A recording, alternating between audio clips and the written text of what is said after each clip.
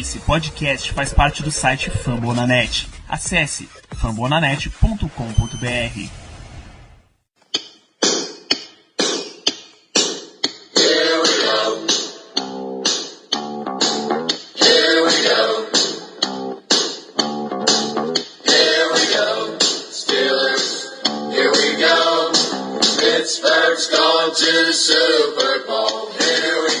Muito bem, pessoal, estamos começando mais um Black Yellow Brasil Podcast, episódio 110 desse podcast sobre o Pittsburgh Steelers, falando direto do Brasil e para todo o Brasil em fambonanet.com.br, no iTunes, Spotify, no Google Podcasts ou no seu cartãozinho com a pergunta do debate. Eu sou Danilo Batista, mediador dessa noite, e temos para fazer essa grande sessão de perguntas que você, amigo ouvinte, que mandou a sua pergunta, fez a pauta desse programa. Eu tenho a presença desses incríveis debatedores. Primeiro, boa noite, candidato Caio Melo. Boa noite, prazer, satisfação estar aqui com vocês novamente. Batendo um recorde de 2 semanas seguidas, voltando ao podcast. Como sempre, muito satisfatório estar com vocês aqui. Hein? Vamos lá falar e sobre essas perguntas que temos dos ouvintes sobre os Steelers. Muita ansiedade para esse período de draft, mas vamos com calma, porque acho que tem muita coisa para acontecer por aí. Boa noite, candidato Germano Coutinho. Glória a Deus. Boa noite, candidato José Santos. Boa noite, galera. Salve, salve. Depois de um longo inverno aí, voltando ao podcast finalmente. Vamos aí para debater essas perguntas da galera aí que a gente deixou acumular um pouquinho, mas hoje a gente vai responder o máximo que a gente conseguir. Boa noite, candidato Paulo de Tarso. Boa noite, meus companheiros, caros ouvintes. Estamos aí de volta para debater um pouco dessas perguntas que vocês mandaram nas últimas 2 semanas. E vamos lá. Vamos lá, então. Vamos começar com algumas perguntas que são teoricamente de tiro curto, para aquecimento aqui dos nossos debatedores. Começar por você mesmo, Paulo. A pergunta do Mário Anderson. Para a escolha número 20, Byron Murphy, Mack Wilson ou Noah Fant? Bem, eu vou fazer essa pergunta por etapas. Eu diria que, para responder essa pergunta, a gente tem que avaliar quem está no board. Se a gente está no cenário hipotético que a gente só tem esses 3 jogadores disponíveis, eu vou responder baseado nisso. Senão a gente pode ficar divagando, tem outras opções, não tem outras opções. Então vamos focar nesse cenário que só tem disponíveis Byron Murphy, cornerback de Washington, Mack Wilson, linebacker de Alabama, e Noah Fant, tight end de Iowa. Nesse cenário, eu, preferencialmente, apesar de ter no board o Noah Fant acima do Byron Murphy, eu iria de Byron Murphy. Acho que é uma posição que a gente tem uma carência maior. Acho que é um jogador que, apesar de ser menos talentoso, entre aspas, na minha avaliação, pelo menos para o draft desse ano, do que o Noah Fant, ele é um jogador que vai agregar muito já, principalmente no primeiro ano, principalmente por conta da técnica que ele tem. E pelo fato que eu já mencionei de ter sido ser uma posição de muita carência no nosso elenco, a gente só ter um cornerback titular da posição 1 e agora a contratação do Steven Nelson. José, qual dos 3 seria o seu escolhido? Bom, assumindo o mesmo cenário que o Paulo colocou, a gente teria que escolher um desses 3 prospectos. Embora eu concorde com ele, sim, Noah Fant para mim dos 3 é o mais talentoso, digamos assim, mas devido à nossa need maior e devido às opções que a gente tem, mesmo não gostando dele, eu pegaria o Mack Wilson. Aí vou explicar por quê.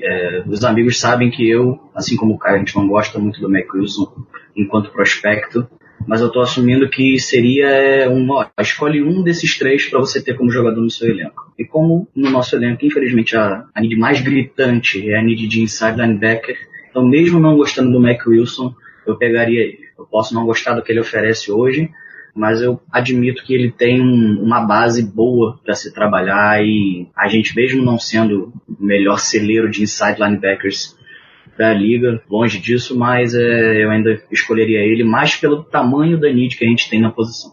Germano? Difícil. Realmente difícil, até porque não seria um cenário ideal pra gente.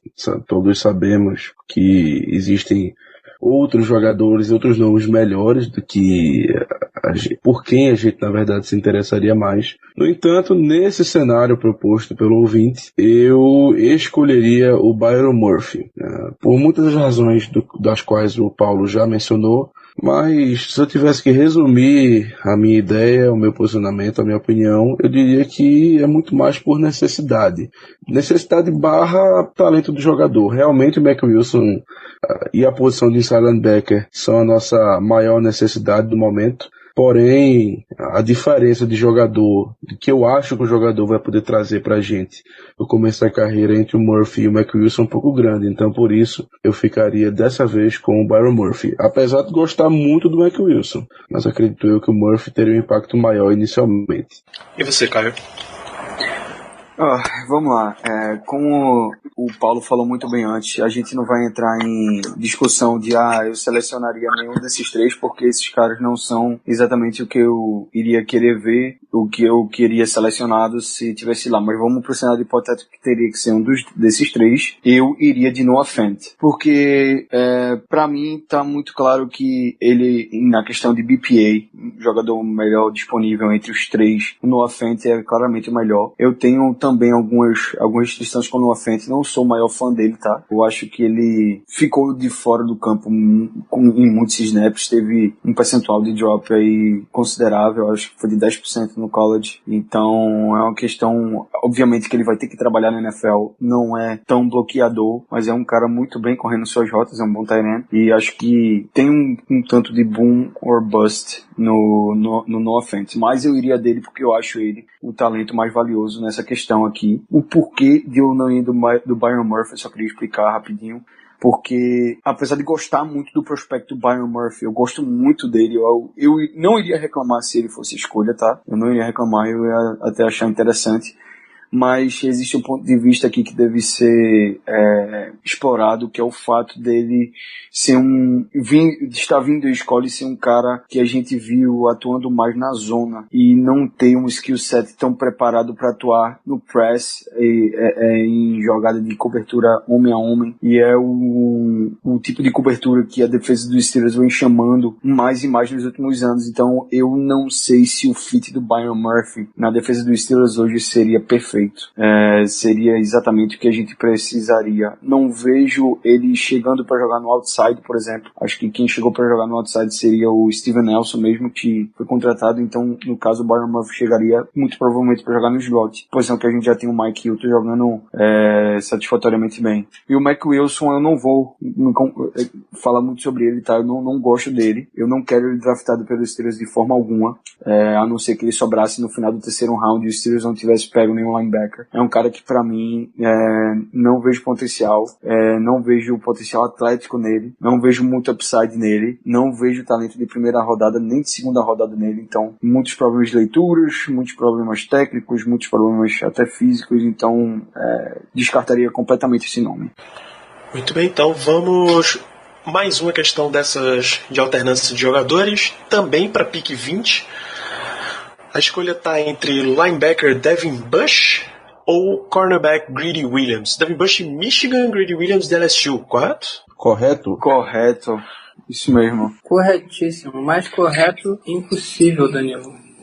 Muito bem, então. Germano Coutinho, você é o primeiro a fazer a escolha. Desculpa, gente, a pergunta é do Renan Machado, ele que pediu pra gente fazer, que colocou nesse duelo de Salomão aí, Germano. Bom, pra muitos seria uma escolha simples, uma escolha muito fácil, mas apesar de tudo, eu não acho tão fácil assim não. Bom, de qualquer modo eu escolheria o Devin Bush, por questão de necessidade mesmo, de need. A inside linebacker de longe é a nossa maior necessidade nesse draft, e analisando a classe, o jogador em si que o Bush eu escolheria sim ele contra o Greedy Williams. Porém, contudo, todavia, eu acredito que seria mais difícil do que as pessoas acham, tá? Acho que a diferença entre os dois jogadores não seria tão grande assim quanto eu já tinha pensado anteriormente. Caio. Vamos lá.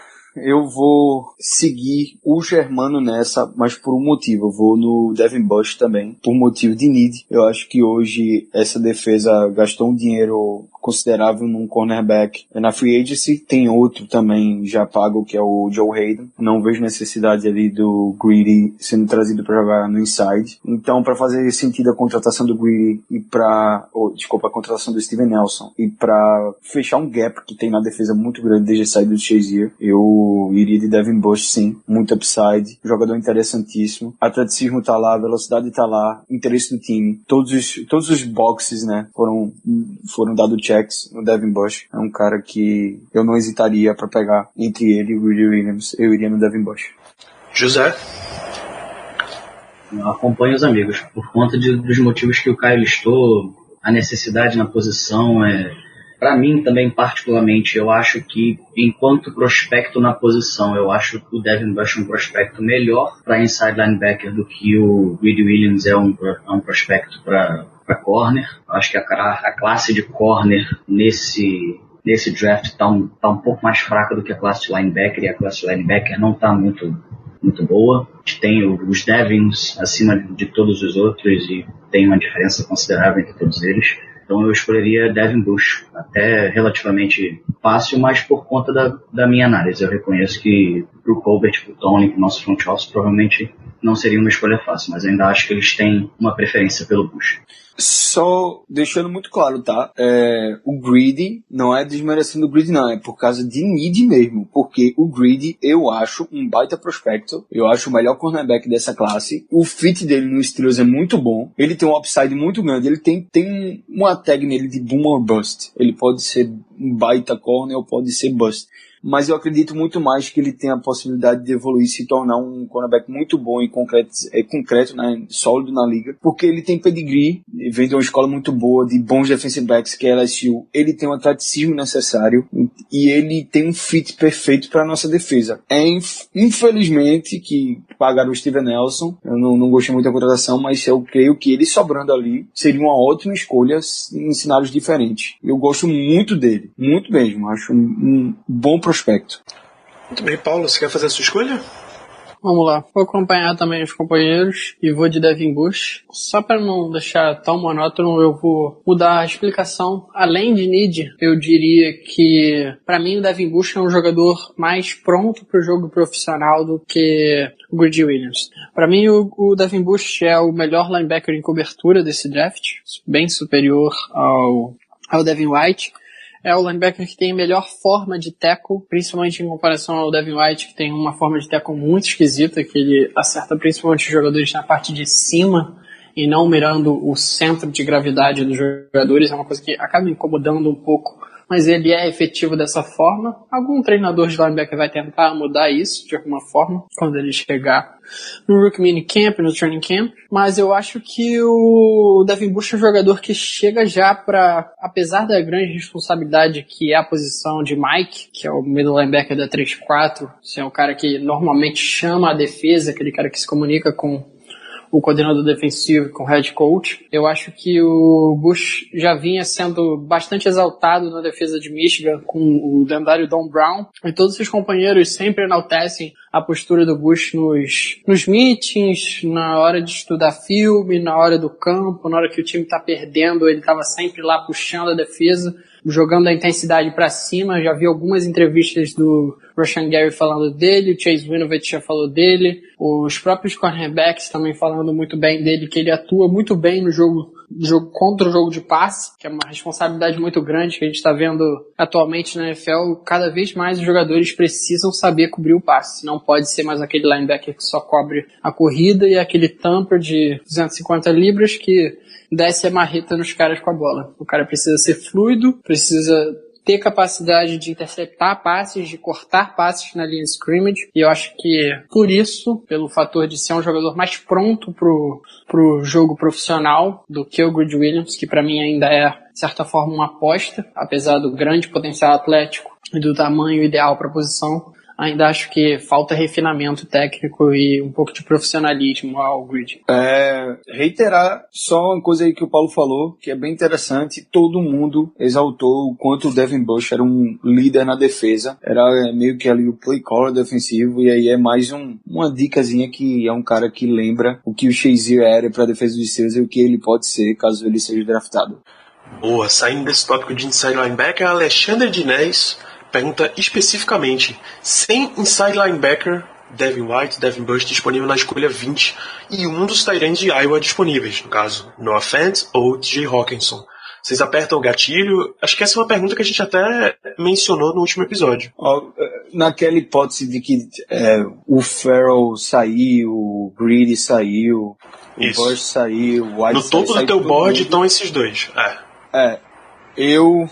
Eu pegava o TJ Hawkinson sem pensar, viu? Eu pegava o TJ Hawkinson sem pensar. Se ele é o topo do meu board e ele está disponível, TJ Hawkinson, como a gente já comentou anteriormente, eu e o Paulo, é um cara com potencial enorme para ser o próximo grande tight end na liga. E eu iria sem pensar ir 2 vezes nele, até porque a gente tem uma need considerável que está sendo subestimada, na minha opinião, na posição de tight end. Germano? No caso do Noah Fant, eu não apertaria o gatilho. Na minha opinião, ele é um bom jogador, porém não agregaria tanto para nossa equipe. Afinal de contas, já temos o Vance McDonald, que é esse tight end recebedor de passes. Sabemos que ele tem algumas questões de saúde que podem acabar complicando a nossa situação de tight end nos próximos anos, mas no momento eu não escolheria um tight end das mesmas qualidades que o McDonald, no caso alto no draft. Eu acho que seria desperdício diante de todas as nossas necessidades. Porém, concordo com o Caio, se o TJ Hawkinson estiver disponível, eu aí sim apertaria o gatilho, porque ele é um tight end bem mais completo, um exímio bloqueador, um cara que também sai para receber passes muito bem. Enfim, já falamos dele no programa sobre os jogadores ofensivos do draft, né? Então, sem me adentrar muito mais no assunto, o Noah Fant eu não apertaria, porém, com o TJ Hawkinson, eu apertaria sim. Concordo plenamente com os amigos, sigo exatamente a opinião, né? Para mim, o TJ Hawkinson é um prospecto muito mais completo na posição tight end e que completa muito mais aquilo que o Tomlin pede dos nossos tight ends, né? Tem que saber bloquear, tem que saber sair para receber passe, tem que conseguir fazer um pouco de tudo. E o TJ Hawkinson desses dois é o único que é completo para fazer isso. No offense tem um potencial enorme para ser um ótimo tight end recebedor, mas nos outros quesitos de bloqueio, por exemplo, ele deixa muito a desejar. Então, puxaria o gatilho pelo TJ Hawkinson, mas não pelo Noah Fant. Dessa vez eu vou ter que discordar com os meus companheiros aqui. Eu também puxaria o gatilho em um dos tight ends, mas não só em um dos tight ends, eu puxaria nos dois. Ô Paulo, desculpa te interromper, eu também puxaria nos dois, tá? Agora, a única questão é que o Hawkinson seria no-brainer pra mim. O Hawkinson sim. Eu nem ia comentar o Hawkinson porque vocês falaram muito bem. Eu vou me estender um pouquinho mais sobre o Noah Fant e por que eu o escolheria na 20, caso além dos dois linebackers, outros jogadores, porque para mim a escolha ela não se limita apenas aos linebackers não estarem disponíveis. É uma questão de outros jogadores também não estarem disponíveis no board, como algum pass rusher que eu tenho interessante, ou algum outro jogador que eu tenha acima no board do que os dois tarentes, porque de certa forma a posição de tarente é um pouco undervalued e acaba que não é a posição que é mais procurada no primeiro round. Então, com certeza eu acho que selecionaria o TJ Hawkinson, como vocês mencionaram, e o Noah Fant eu selecionaria não apenas pela qualidade no jogo aéreo, por ser o melhor atleta da posição, um dos melhores atletas da classe. Eu acho que se eu fosse, como eu mencionei no episódio passado, se eu fosse descrever alguém como explosivo nessa classe, eu diria que é o Noah Fant, com o tamanho que ele tem, com o peso que ele tem, eu acho que é um atleta impressionante. Mas eu também acho que não é que ele deixe a desejar no aspecto técnico do bloqueio.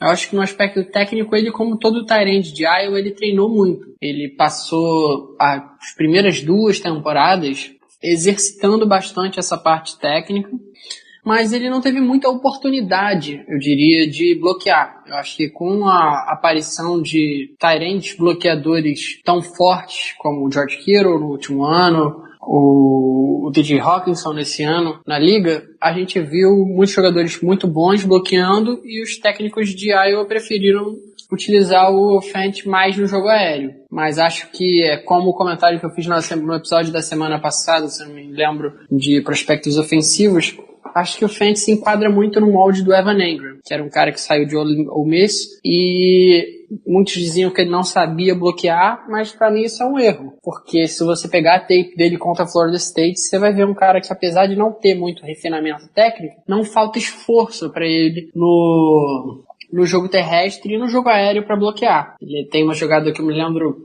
perfeitamente, que eu mencionei na última semana com certeza, que ele pega o do Marcus Christmas, que atualmente é defensive end do Denver Broncos, e carrega ele até o outro lado do campo. Tudo isso bloqueando. E para um cara que era 240, 235 libras, que não é tanta coisa para um tight end, e que diziam que ele era basicamente um slot receiver ou um big wide out. Então eu acho que eu apertaria o gatilho nos dois jogadores. Acho que o Hockenson é sim atualmente um jogador mais completo do que o Fent, mas acho que o teto do Fent é ainda superior ao Hockenson, principalmente por conta da habilidade recebendo passes, mas a habilidade fazendo rotas e a explosão que tem. Boa, vamos seguindo, perguntando à nossa amiga Nájila Freitas. Só um pequeno adendo. Assim, eu respondi pensando na hipótese que os dois linebackers não estariam disponíveis. Mas eu também pensei que teriam outros jogadores de interesse. Edge, cornerback, até mesmo safety. Eu pensei assim. Porque se a gente for pensar em uma hipótese que não tenha ninguém disponível, ou seja, não tem, digamos assim, nenhum jogador de uma posição que nos interesse disponível, é claro que eu iria no Noah Fent. Mas apenas na hipótese dos dois linebackers não estarem disponíveis, eu não apertaria o gatilho. Eu acho que é bom a gente adotar uma coisa que eu vejo muito alguns analistas fazendo. Num vácuo, ignora o restante da classe. Você acha que Noah Fent e T.J. Hockenson são dignos da escolha 20? Ignora quem estaria disponível. Porque eu acho que se a gente for pensar em quem está disponível, a gente sempre vai ter muita opção e vai ter muito cenário, sabe? É justo. Então, num vácuo... Eu concordo, eu já estava pensando dessa maneira mesmo. Realmente, porque se a gente não pensar dessa maneira, a gente, não, tem isso, não, tem aquele, vai perder muito tempo, tipo, criando cenários que são irreais com a situação que está sendo colocada. Então você selecionaria Germano também, no Fent? Num vácuo, sim.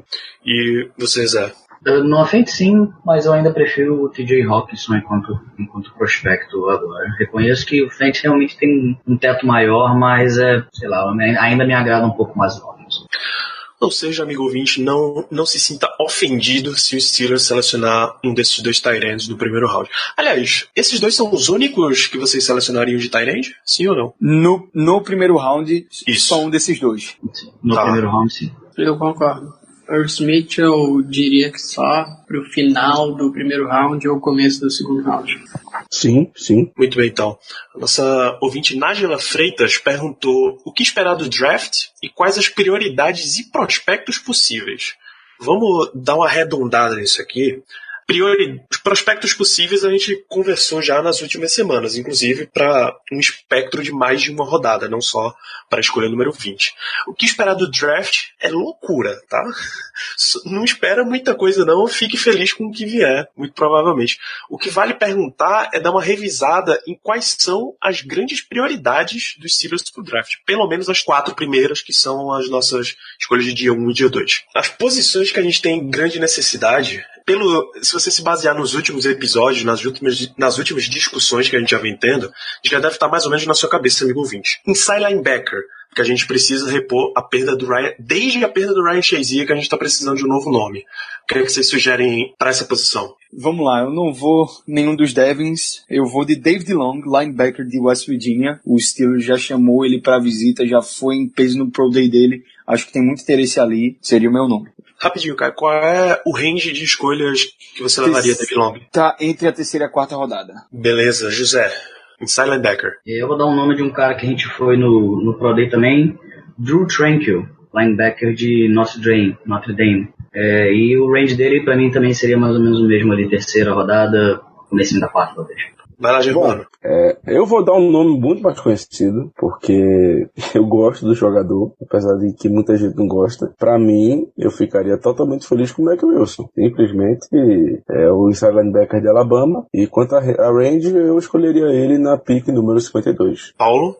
Eu vou dar um nome que ninguém mencionou e eu acho que a gente nem chegou a mencionar nos episódios anteriores, que é uma posição, que é um jogador bem interessante e que, apesar da gente ter assinado com o Mark Barron, ultimamente a gente não deve se afastar. O Kevin Colbert foi no Pro Day dele e, se eu não me engano, a gente já tem agendado uma visita com ele para antes do draft, que é o Gary Johnson, linebacker de Texas. É um jogador que herdou a posição do Malik Jefferson como inside linebacker na defesa dos Longhorns. E eu acho que é aquele cara que tem tudo a ver com os Steelers. É muito atlético, conseguiu atingir os thresholds, as marcas de atleticismo que a gente precisa para a posição, e acho que o range dele é entre o segundo e o terceiro round. Pode anotar, ele já visitou os Steelers, visitou semana passada os Steelers, e os Steelers mandou o Kevin Colbert sim pro Pro Day dele. Pode botar ele na lista ali de jogadores que os Steelers costumam selecionar quando tem esses tipos de interesse mostrados aí pelo front office. Muito bem, marca todas as caixinhas. Edge Rusher, Caio. Clelin Ferrell, edge rusher de Clemson. Os Steelers mostrou muito interesse nele, foi pro day dele em peso em Clemson. É um aí dos grandes jogadores daquela ótima DL de Clemson. É um cara que eu vejo muito polido, muito sólido, já vem pronto para jogar na NFL. Ele vem aí com um floor já bem alto, creio que um cara já mais refinado ali, com trabalho de mãos do que o Dupree, e com um ceiling até interessante. Acho que se o Steelers draftar ele na primeira rodada, que é onde eu vejo ele saindo, não passa da primeira rodada, é um cara que chega já para ter impacto no primeiro ano. Jamano? Bom, vou dar um nome dessa vez um pouco abaixo, um cara que eu escolheria no 4º round. Eu assisti a tape dele na semana passada e eu gostei. Enfim, sem mais delongas, é o DeAndre Walker, de Geórgia. É um cara que jogou no esquema 3-4, ou seja, tá acostumado a jogar em pé como outside linebacker. Ele não é um dos caras mais atléticos do draft da classe, com certeza não é. Então, por isso eu fico meio assim de dar o nome dele, até porque a gente não teve uma experiência muito boa com um edge não muito atlético de Geórgia, né, nos últimos anos, Jarvis Jones. Mas uma coisa que eu gostaria de chamar a atenção na tape dele... Fala alto o nome desse demônio, Germano. Fala alto o nome desse demônio. Não que ele aparece, eu tô sozinho em casa. Só não fale 3 vezes, pelo amor de Deus. Posso não. Ó, sim, voltando. E uma coisa que me chamou bastante atenção é que, apesar dele não ser um cara extremamente atlético e não ser tão fluido na cobertura, toda jogada importante ele estava envolvido. Era impressionante. O cara podia não ser o mais atlético do mundo, mas toda vez que tinha um fumble, toda vez que tinha um passe desviado, toda vez que tinha interceptação, ele estava envolvido de algum modo na jogada. Então, assim, é um cara que chamava jogada importante. Então, fica aí o nome dele, o DeAndre Walker, OLB de Geórgia, e eu de novo escolheria por volta da 4ª rodada. Vai lá, Paulo, um edge rusher, por favor. Vamos lá. Eu poderia mencionar o Chase Winovich, mas eu acho que, por a gente já ter comentado sobre ele nos episódios anteriores, eu vou ficar em um cara mais sleeper, que eu até fiz menção no episódio de defesa, mas eu vou me aprofundar um pouco mais agora, que é o Christian Miller, outside linebacker de Alabama. É um cara que passou a maior parte da carreira, teve graves lesões, então teve a produção um pouco limitada. Ele jogava variando até de inside linebacker como outside linebacker, então é algo bem interessante para nossa defesa. Acho que ele é o melhor edge rusher de Alabama, inclusive superior mesmo ao Quinnen Williams, apesar de ser... Ele está indo atrás de quarterback de outra posição, indo pelo meio da defesa, mas eu acho que tecnicamente o Christian Miller é mais aprofundado indo atrás de quarterback. Ele teve o melhor ano da carreira dele em 2018, foram 8 sacks, e acho que ele não teve a chance de demonstrar tanto o potencial de produção, por ter ficado lesionado boa parte do tempo na carreira, mas também o atleticismo que ele demonstrou na tape quando eu consegui enxergar essas traits que ele tinha. Por ser um jogador que passou boa parte da carreira lesionado, eu acho que o range dele deve ser entre o 3º e o 4º round, mas acho que o Steam nele já tá pegando e os times já estão chamando ele para ser entrevistado e tá fazendo bastante workout. Então acho que o máximo que ele deve ser selecionado é o round 3. Eu ficaria bem contente com ele no round 3. Christian Miller, outside linebacker de Alabama. Paulo, belíssimo nome. Só um rápido comentário. De todos os outside linebackers que eu assisti tape pra essa classe, ele, na minha opinião, é o segundo melhor na cobertura, perdendo apenas pro Josh Allen de Kentucky, que sinceramente é um monstro na cobertura. Então, Sim, eu ficaria extremamente feliz com o Miller enfim, qualquer escolha que ele venha. Sim, ele dropa muito bem no coverage. E uma coisa que eu gostei muito dele foi que ele faz aquela ameaça de ir pro blitz e cai no coverage muito bem, sabe? Tipo, ele fica se movimentando antes de dar o snap, não faz offside, não faz tipo neutral zone infraction, nada do gênero, e consegue dar o drop no coverage quando o QB achava que a pressão tava pro lado dele. Eu vi alguns QBs deslocarem, tipo, running back de um lado pro outro, fazer slide no tight end, e o Christian Miller dropar no coverage e o cara lançar em cima dele. Zé?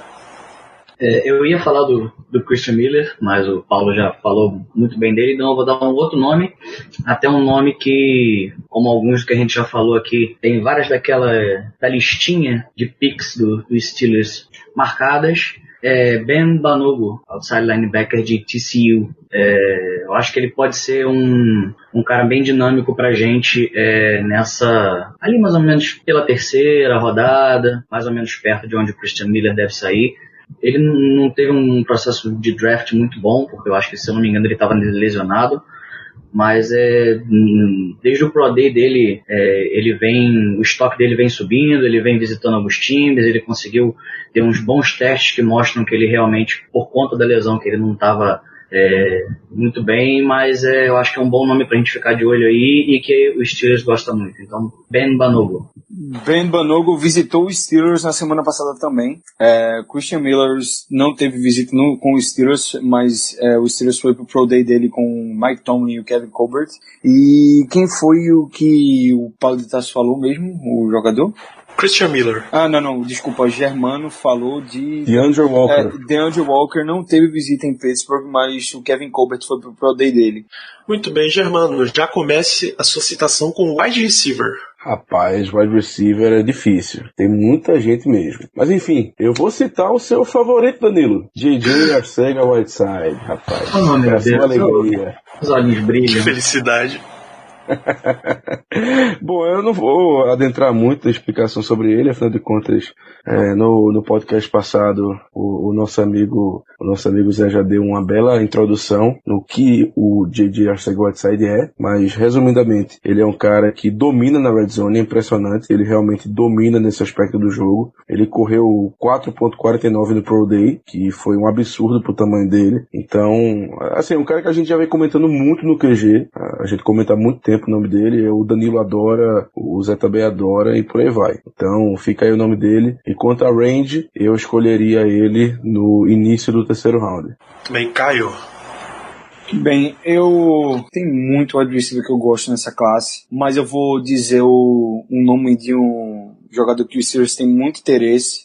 Foi pro Pro Day dele, e inclusive há rumores de que ele foi um dos jogadores que o Steelers ficou babando lá, parece ser um dos queridinhos aí do Mike Tomlin, que é o David Sills, wide receiver de West Virginia. O David Sills tem uma história interessante, é um cara que foi pro college para ser quarterback, foi pra West Virginia, e não lembro se ele foi um top recruit, mas foi um recruit bem falado na época, e acabou que não deu certo, ele não vingou como quarterback, e saiu de West Virginia por um ano, foi pra Juco para tentar ver se dava algum futuro de quarterback na Juco, para ver se ele tinha algum futuro na posição, mesmo com alguns times já tinham, aliás, a West Virginia já tinha sugerido ele mudar de posição antes para wide receiver, e aí ele decidiu de vez jogar de wide receiver. A West Virginia recebeu ele de volta depois que não deu certo ele lá na Juco, e aí ele voltou para West Virginia e teve 2 excelentes temporadas, como ali justamente a posição de need do Steelers, o ex-receiver. Ele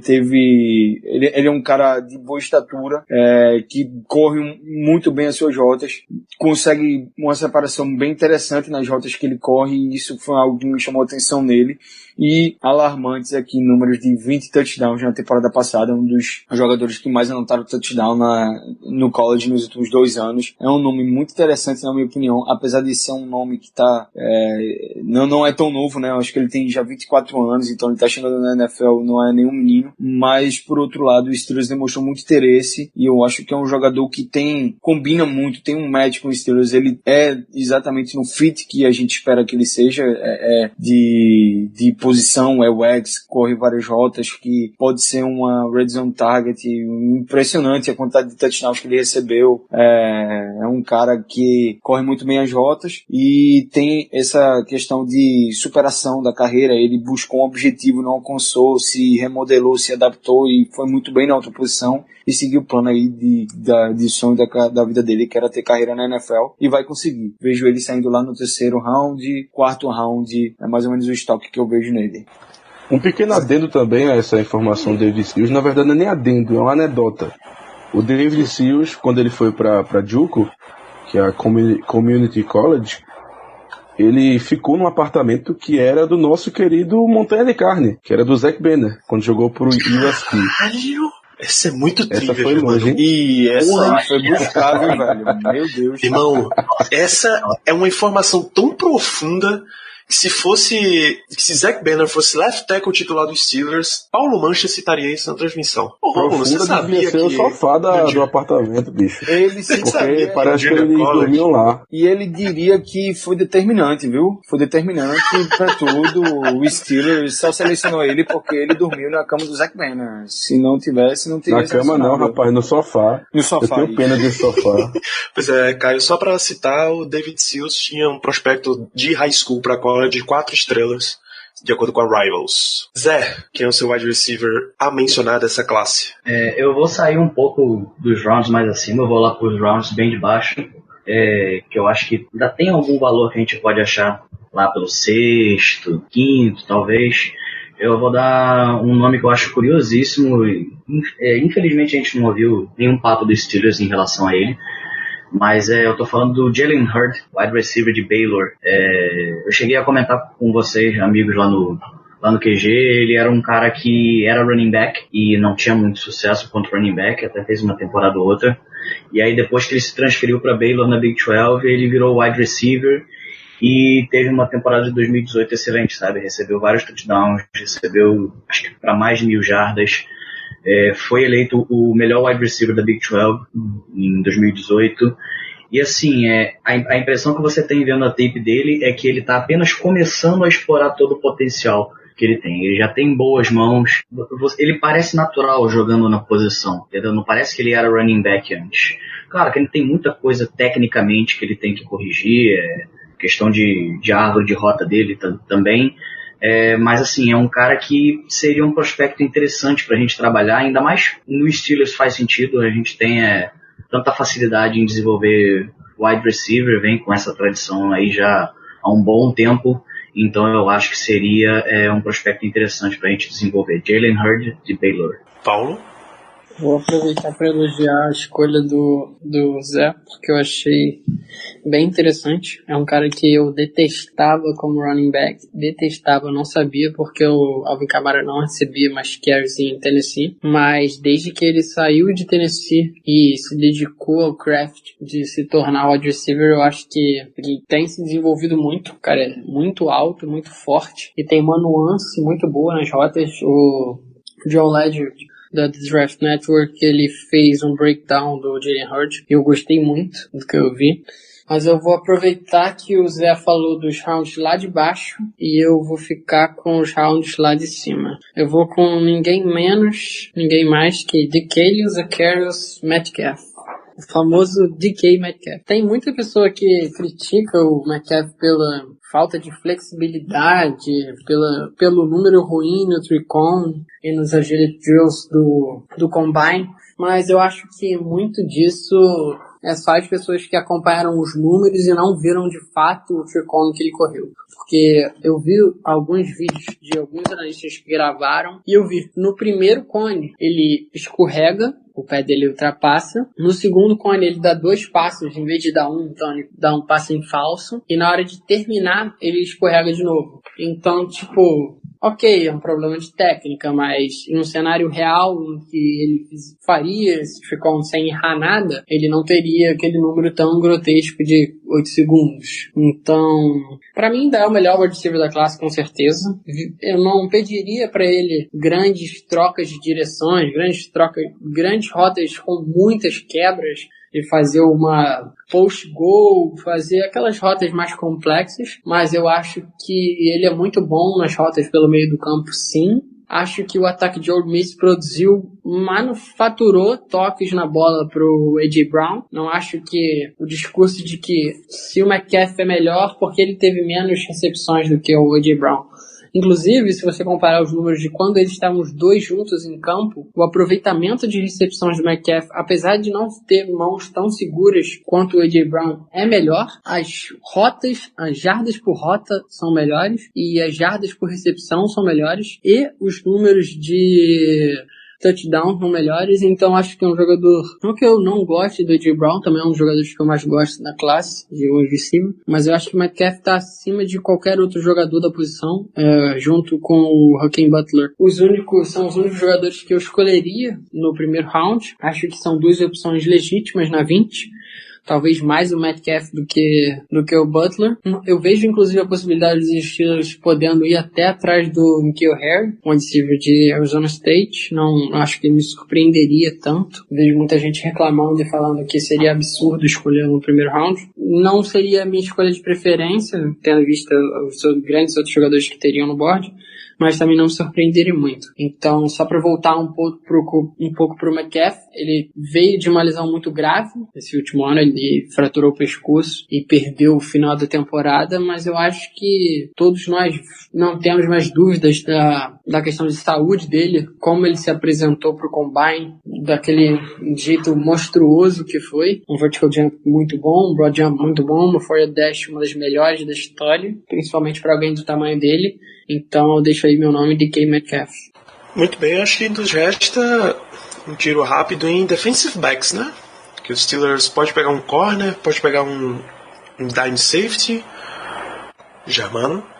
Eita responsabilidade. Mas vamos embora. Bom, vou falar de um nome que, na minha opinião, deve estar saindo lá pro final do primeiro round, tá? É um cara que eu fiquei de verdade impressionado quando eu vi a tape, o que não é muito comum, porque assim, a gente vê tapes de jogadores bons, a gente fala, pô, essa tape é boa, essa tape é legal, o jogador é bom nisso, bom naquilo, mas é muito, eu não diria raro, mas é muito incomum eu ficar impressionado com a tape de alguém, e isso aconteceu com o safety de Maryland, Darnell Savage. Cara, a velocidade de reação desse bicho é algo impressionante. É algo impressionante. Tinham horas que eu tava assistindo o tape dele, eu perdi onde ele tava no campo, né, que às vezes não mostra onde o DB tá, na marcação, e do nada ele aparecia feito um raio, feito uma bala pra fazer o tackle, pra fazer uma jogada boa, pra interceptar uma bola, pra dar um tackle for loss. E assim, eu já falei muito isso, mas de verdade eu fiquei muito impressionado. Pra mim, eu não vi tape de todos os safeties, não vou mentir, mas pra mim eu acho difícil que exista alguém com upside maior que o dele nessa classe. Eu realmente acho difícil, porque o que ele tem, essa velocidade que ele tem, essa velocidade tanto de raciocínio como pra chegar no jogador adversário,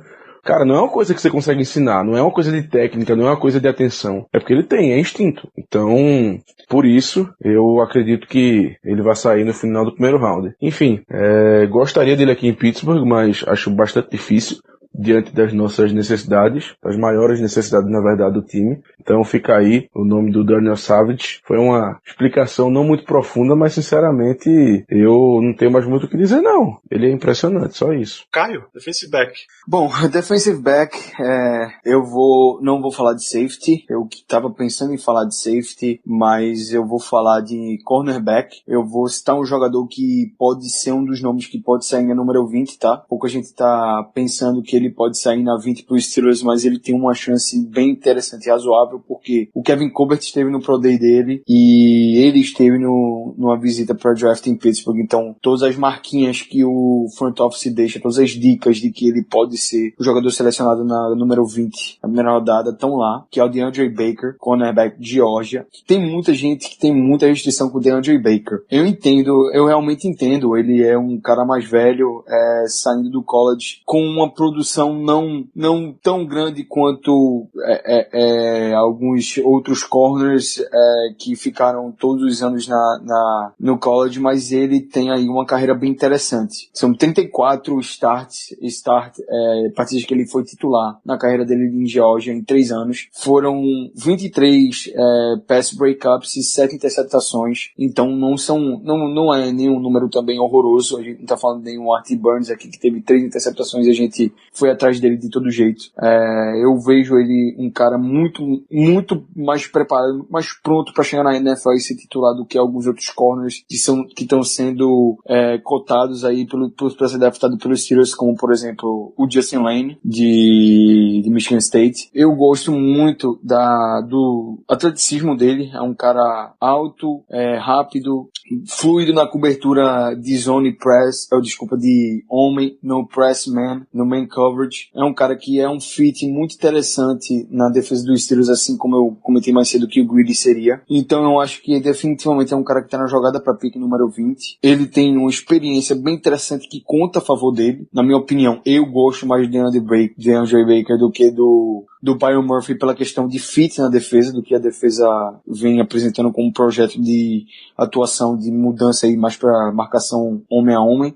Então ele é um cara que tem um perfil do que a defesa está procurando, tem os measurables, né, a altura, a velocidade, e tem sim experiência, que é uma coisa que os Steelers têm problema, né, deve desenvolver defensive back. Ele é um cara que chega na NFL, na minha opinião, com um flow já interessante, já um tanto sólido. Não é o melhor ball hawker, vamos dizer, não é o cara que tem as melhores ball skills saindo nesse draft, mas também não é nenhum Sean Davis tentando interceptar a bola que dropa praticamente tudo que vem de graça na mão dele. Ele tem boas mãos, ele é capaz de cobrir wide receivers aí de boa estatura e boa velocidade tanto do lado direito quanto do lado esquerdo. Ele jogou dos dois lados, teve uma boa experiência, e as minhas restrições com ele é justamente em questão de tackles. Ele é um cara que apresenta certas deficiências em tackles, principalmente contra a corrida. Então ele tem alguns defeitos também em questão de ajustamento de quadril, ajustamento de passos mesmo, em questão de backpedal, algumas coisas técnicas, mas que já apresentam uma certa evolução e já mostra que ele tem uma certa maturidade para jogar na NFL como titular na temporada de rookie mesmo. Eu gosto muito dele, acho um nome subestimado e que está muito under the radar e que pode sim ser a pick dos Steelers na primeira rodada. Acho que só faltou você, né, Paulo? Não, o Zé não falou não. É verdade.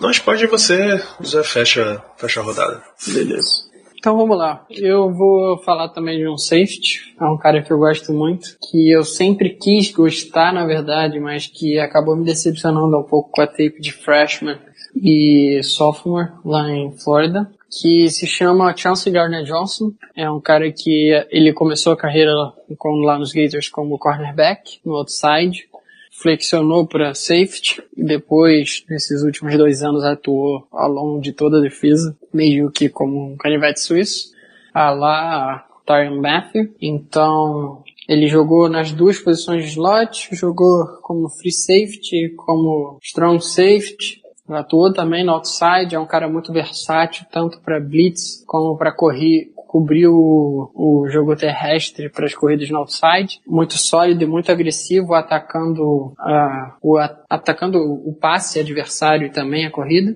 E o que eu mais me interessa no Chauncey Gardner-Johnson, além da versatilidade, é a maneira como ele demonstra o seu QI de futebol americano nas partidas. Acho que ele é um dos jogadores mais inteligentes, que mais sabe se posicionar, mais sabe onde os jogadores de defesa têm que estar dentro do campo. Então, é um jogador que, de certa forma, me lembra um pouco, inclusive, do Mike Hilton. Sei que pode ser até uma comparação meio esdrúxula. Estou aqui falando de um jogador que pode ser escolhido no primeiro round e está comparando o cara ao Mike Hilton, que foi undrafted.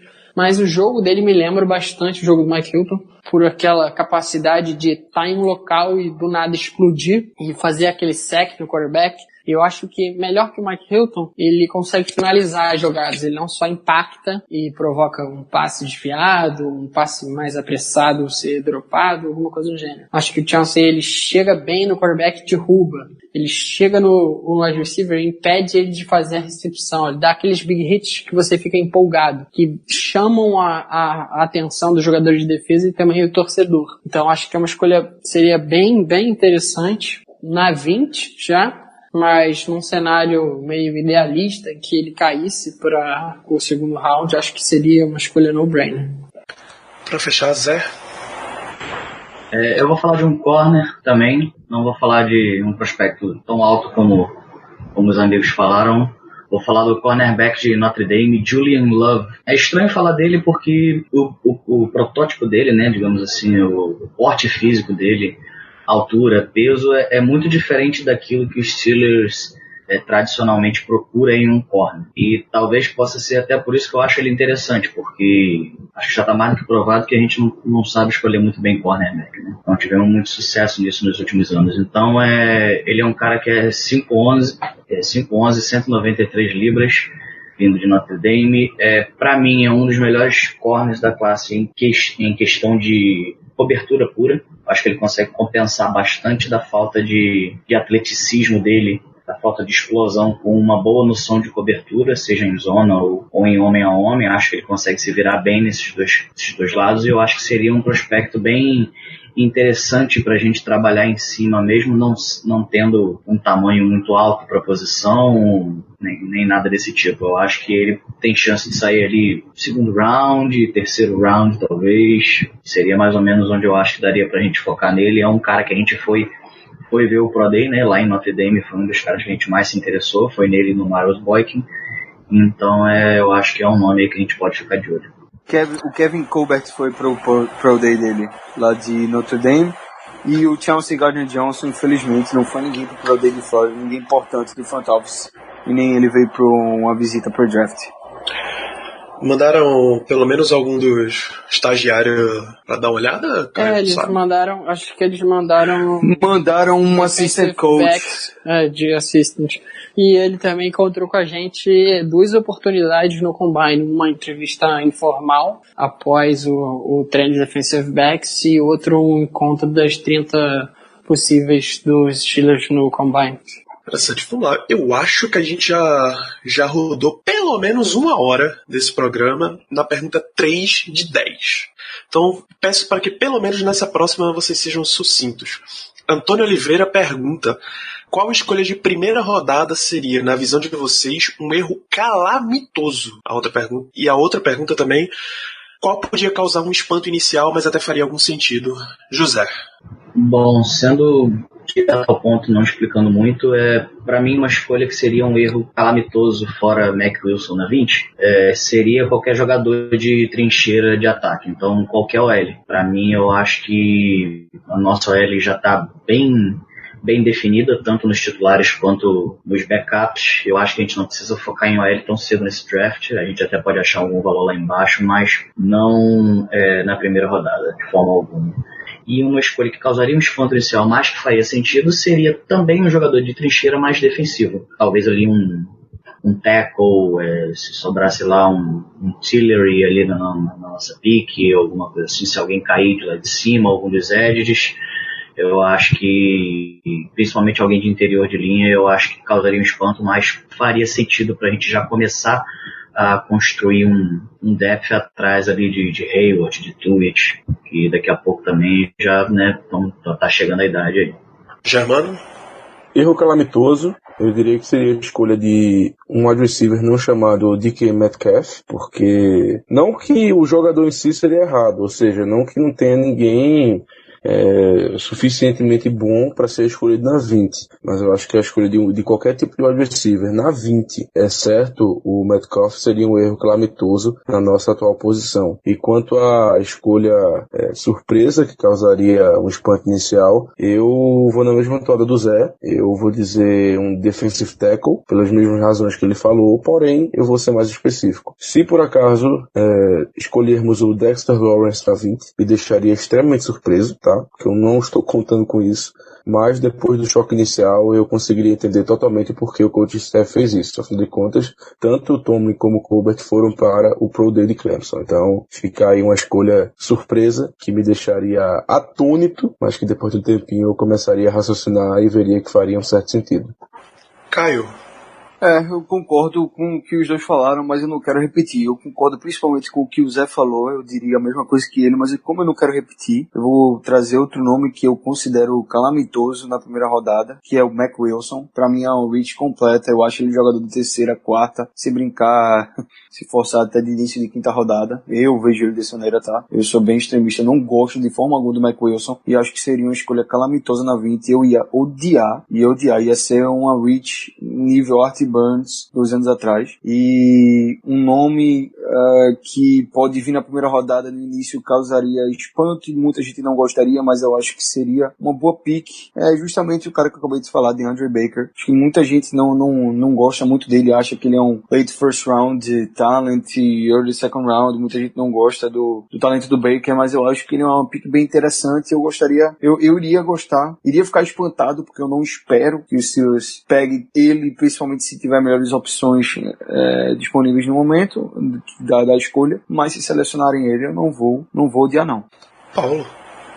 Vamos lá, então, como o Caio bem lembrou de Ari Burns, eu já estava com a escolha de Terrell Edmonds aqui na cabeça, então vou falar de uma escolha que seria, para mim, um desastre completo, um caos, uma tragédia, que seria a escolha de qualquer um dos cornerbacks, que não os 3 já mencionados nesse episódio, que estão no topo para o primeiro round, que são Greedy Williams, Byron Murphy e DeAndre Baker. Acho que a escolha de qualquer cornerback que não seja um desses, principalmente os cornerbacks de Kentucky, o Lonnie Johnson e o Derek Beatty, que eu acho que são cornerbacks que têm muito do molde e do afeito dos Steelers, do nosso general manager, do nosso coaching staff, o que eles costumam ir atrás. Acho que, então, qualquer cornerback que não seja os 3, principalmente esses de Kentucky, seria um desastre. E uma escolha que, para mim, seria surpreendente, de certa forma, mas que eu entenderia, seria uma escolha que eu já mencionei, que é o wide receiver N'Keal Harry, no primeiro round. Acho que é um jogador que não tem um valor de primeiro round para mim, mas tem um potencial muito grande. É um cara que tem um teto bastante alto, tem uma habilidade muito boa após a recepção. E o catch radius, como eu mencionei no episódio de prospectos de ataque, se você não viu, volta lá e confere. Acho que vale a pena. Eu me estendi um pouquinho mais falando sobre o N'Keal Harry. Seria para mim uma escolha que me surpreenderia um pouco, mas eu entenderia depois de analisar a escolha. O Paulo, não sei se você iria concordar comigo, mas Rocky Ya-Sin e Justin Lane também na primeira rodada não dá, né? Eu iria de talvez Rocky Ya-Sin, que eu tenho assistido um pouquinho mais da tape dele e achei ele um cornerback de certa forma um pouco mais técnico do que esse de Kentucky, mas Justin Lane com certeza não. Eu não sei, na verdade, nem o que encanta as pessoas que gostam do Justin Lane, mas eu acho que eu prefiro o Sean Bunting do que o Justin Lane. Vamos lá, uma pergunta bastante comum que a gente recebeu: Renan Machado, Thiago Eliseu, nosso J. Brickashaw Dantas, Pedro Botelho, Cássio R., Leonardo Badalotti. Todos eles querem saber de trade-ups. Vocês acham que os Steelers têm alguma chance de fazer um trade-up na primeira, no dia 2? Dia 3 é completamente imprevisível, mas no dia 1 ou dia 2, vocês acham que há a possibilidade? Que há, né? Porque o Kevin Colbert já chegou a flertar isso na entrevista dele. E a gente sabe que o Kevin Colbert já fez isso antes, já deu trade up. Acho que a última vez que ele fez, na primeira rodada mesmo, foi para pegar o Santonio Holmes. Justamente 7 posições ele subiu para pegar o Santonio Holmes. E antes disso tinha sido na primeira rodada o Troy Polamalu. Então a gente sabe que quando o talento que eles querem tá lá e tá disponível e tá alcançável, eles vão e pegam um cara. Eu só acho difícil que eles paguem muito para dar um trade up, por exemplo, para 8ª, 9ª overall, para pegar tipo Devin White. Não acho que vai ter se for um trade up vai ser algo simples, vai ser coisa de 5 spots ali no range, num alcance de 5 spots para cima. E trade down eu acho improvável, porque o time já tem muita pick nesse draft. Eu acompanho o Caio, eu acho até que a gente pode ser um pouco mais ousado, talvez. Eu tava, um dos podcasts até que a gente acompanha, né? A gente não só grava, a gente também acompanha podcast sobre os Steelers Play afora. Um dos podcasts que eu acompanho muito, o Caio também gosta muito, é o The Terrible Podcast, do Steeler Depot.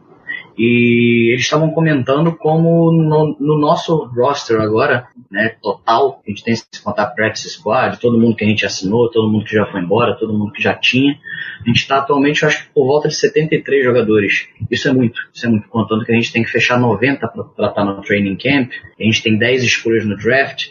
Eu duvido muito que a gente vai sair com 10 escolhas, a gente ainda gosta muito de, depois do draft, assinar ali por volta de uns 10, 15 undrafted free agents para dar aquela competição no Rookie Minicamp. Então eu acho que é quase certo que a gente deve trocar para cima em algum momento, provavelmente no primeiro ou no segundo round, mas a probabilidade maior no primeiro. Eu acho até que a gente consegue subir umas boas posições aí, eu não descartaria a gente subir talvez até a 12 de Green Bay, ou até um pouquinho para cima, acho que até a 10 do Broncos é o nosso limite, porque eu acho que o Kevin Colbert não se desfaria da escolha de segundo round de jeito nenhum. Ele ia tentar jogar com aquela terceira que a gente conseguiu do Raiders. Mas eu acho que a chance é extremamente grande da gente subir em algum momento do draft. Eu vou com os relatores e digo que a possibilidade de a gente trocar para cima é bem alta. Eu diria que num cenário em que a gente observa ou o Devin Bush ou o Devin White caindo até a 14, 15, eu acho que pra mim é um no-brainer. Eu iria atrás. E a possibilidade de trade down, não vai nem me estender muito, acho que o Zé fez uma análise bem interessante de que a gente já tá com muito jogador e a gente tem pouco cap space, inclusive. Então acho que o trade down tá quase descartado para esse draft. Bom, eu tenho uma visão um pouquinho diferente. Eu acredito que vai existir algum tipo de troca, tá? Isso pra mim é fato, seja no primeiro, no segundo, terceiro, quarto, quinto, enfim. Eu não acredito que nós vamos acabar escolhendo 10 jogadores desse draft, pelos motivos que já foram citados. Porém, se eu tivesse que apostar hoje, eu diria que é mais provável uma trade no segundo dia do que no primeiro. Porque, apesar de termos uma necessidade muito grande de inside linebacker, como foi muito bem falado nesse programa e nos anteriores, eu não sei se vai ser necessário fazer uma trade-up para garantir pelo menos um dos dois devs, tendo em vista que a posição não é tão valorizada assim na NFL, o off-ball linebacker não tem um valor tão grande assim. Então, a cada dia que passa, eu acho mais provável, na verdade, que pelo menos o Devin Bush esteja disponível na pick número 20. Thiago Fernandes e Douglas Balestrin perguntam: o Steelers assinou essa semana com 4 jogadores, nos últimos dias, 4 jogadores da Alliance of American Football. Existe a possibilidade de a gente assinar com mais jogadores deles e tentar subir no draft? Porque aí você estaria sanando necessidades e com isso você poderia subir sem muita preocupação. Eles interferem no processo? O que vocês acham? Eu acho que há possibilidade sim de a gente assinar mais jogadores ainda da AF. Eu particularmente não acompanhei muito os jogos da liga, mas parece que tem algum prospecto ou outro que a gente consiga tirar dali para competir no training camp, mas em momento nenhum a gente pode assinar todo mundo da AF, que eu acho que não muda em nada a nossa estratégia para o draft. Esses caras da AF que estão chegando vão competir ali no Rookie Minicamp, vão competir lá no training camp para vagas de backup, para vagas de...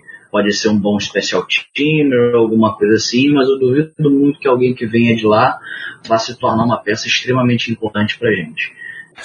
Eu acho que eles são nada mais nada menos do que corpos pro training camp, a não ser que apareça aí uma gema, é um diamante inesperado, in the rough, uma hidden gem aí, que é muito provável.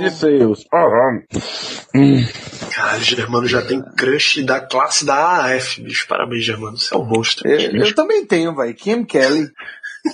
Os caras, meu, assim, realmente são uns monstros.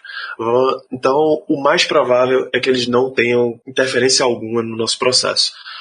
Eduardo Vieira, de Brickashaw Dantas: vendo nossos grandes buracos no elenco, vocês concordam que o Steelers tem que parar de draftar por necessidade e draftar o BPA? Existe draftar BPA puro, meus amigos? Em resumo?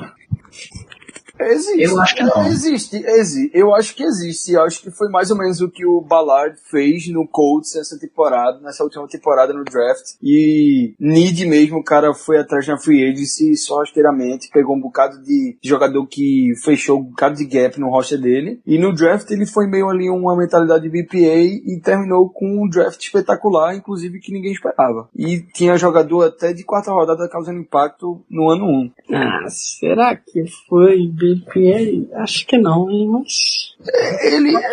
Ele dá umas dicas como se fosse BPA, como se ele confiasse muito no board dele, mas a gente sabe que não é exatamente BPA, né? Você escolhe ali de acordo também com o que você pode adicionar no seu roster de talento. Mas assim, se o Steelers precisa deixar de ir atrás de need pra pegar mais BPA, com certeza, pelo amor de Deus, como é que o time deixa passar Miles Jack pra pegar uma porra de Art Burns? Assim, isso responde, tá? Porque não é inacreditável deixar passar Jesse Bates pra pegar Terrell Edmonds. O Steelers é um dos times que mais vacila nessa questão de need no draft, principalmente na primeira rodada. O Igor Matos pergunta o que é que vocês acham dessa filosofia dos Steelers de levar muito em conta outros aspectos que não só técnico e físico, como liderança, comunicação, ausência de problema extracampo, vide nossa primeira escolha em 2018, Terrell Edmonds. Vide Art Burns também, que quando foi draftado, os caras falaram mais dos problemas que ele teve com a família na carreira do que as habilidades atléticas dele, o que foi algo que na hora eu fiquei sem entender, porque o time só se falava daquilo quando draftaram o cara. Mas é um aspecto interessante, não condeno não. Eu sou totalmente a favor, especialmente o aspecto físico.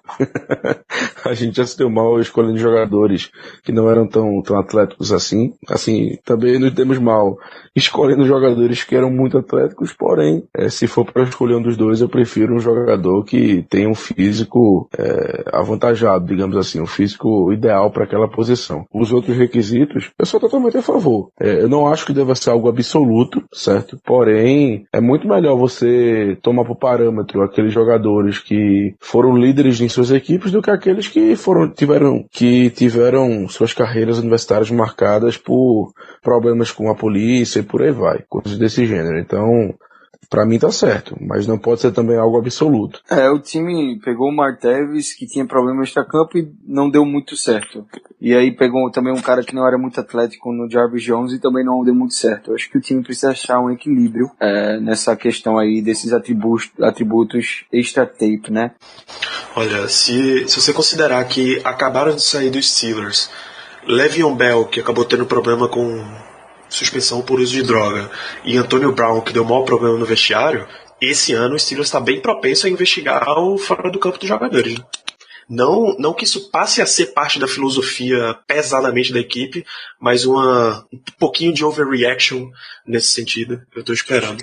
Eu acho que a lição vai ficar, né? A lição vai ficar nesse caso aí, porque Exato. São 3 anos aí tendo problema com o jogador extra-campo, que é o Martavis, aí Le'Veon Bell no passado, Antonio Brown esse ano. Isso. Então a gente já tá meio que cheio, de saco cheio, e que o front office também esteja. E James Harrison, pelo status que ele saiu também, pela confusão que deu.